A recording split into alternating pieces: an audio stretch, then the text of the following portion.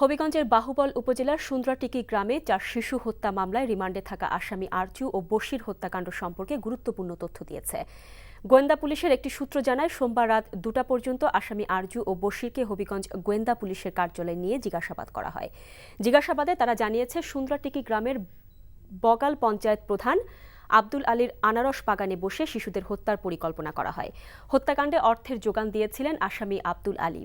এই পরিকল্পনা মতো 12ই ফেব্রুয়ারি শিশুদের কৌশলে অপহরণ করে হত্যা করা হয়। সোমবার হবিগঞ্জের জুডিশিয়াল ম্যাজিস্ট্রেট কৌশিক আহমেদ খন্দকার আসামি আরজুকে 7 দিন এবং বশিরকে 5 দিনের রিমান্ড মঞ্জুর করেন। ইতিপূর্বে সন্দেহভাজন হিসেবে আটক সালেহ আহমেদকে 10 দিনের রিমান্ড চেয়েছিল পুলিশ। তাকে গতকাল আদালতে হাজির না করায় রিমান্ড শুনানি হয়নি।